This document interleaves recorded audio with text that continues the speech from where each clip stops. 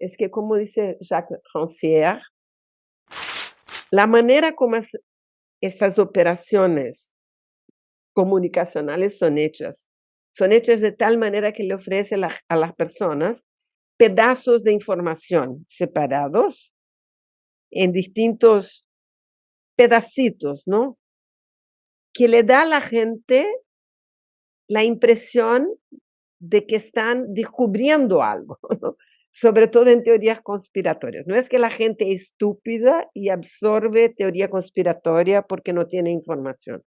Es que eso les he ofertado de una manera que moviliza su inteligencia, ¿no?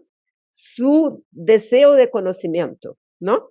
Entonces, cuando descubren y juntan las partes del rompecabezas, quedan muy apegados a eso porque les parece que han descubierto, ¿no?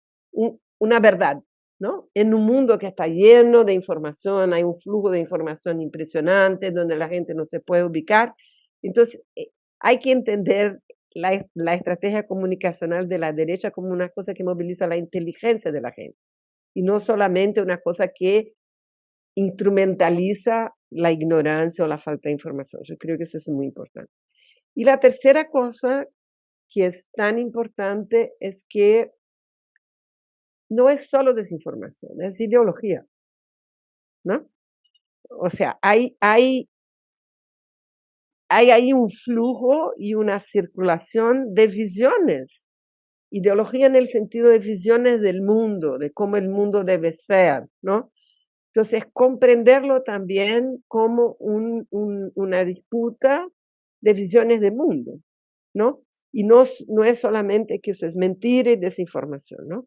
Estamos disputando con las fuerzas de derecha ah, modos de imaginar cómo debe ser la vida, cómo debemos vivir, cómo podemos vivir, cómo deben estar organizadas nuestras sociedades. Y creo que es muy importante no perder de vista esa dimensión, ¿no? Porque no es solo un tema informacional, ¿no? Es informacional, pero hay acá también una dimensión de cómo poder imaginar un mundo que sea distinto del mundo en que estamos, y al imaginarlo, ah, saber discernir en qué ese mundo que imaginamos es distinto del mundo que se imaginan las fuerzas de derecha como solución para las crisis del mundo de hoy, ¿no? Porque lo que propone la derecha son estructuras políticas antidemocráticas, o sea, autocráticas, jerárquicas, ¿no? Donde cada uno tiene su lugar, sociedades homogéneas, ¿no? Esa idea muy antigua de Carl Schmitt, ¿no? Que solo puede haber democracia si todos comungan, ¿no? De una misma raza, de una misma identidad, de un mismo modo de pensar, porque de otro modo eso es confusión, ¿no? Entonces, y sobre todo hay esa paradoja de que las fuerzas de derecha están movilizando, instrumentalizando una idea de libertad, ¿no?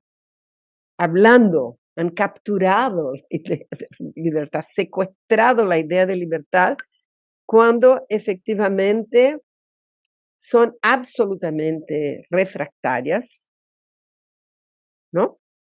a, a democracia, a estructuras democráticas, ¿no? Plurales, ¿no? Basadas en igualdad y libertad, y sobre todo son hiperrefractarias a la posibilidad de que la gente pueda decidir cómo quiere vivir sus cuerpos, ¿no?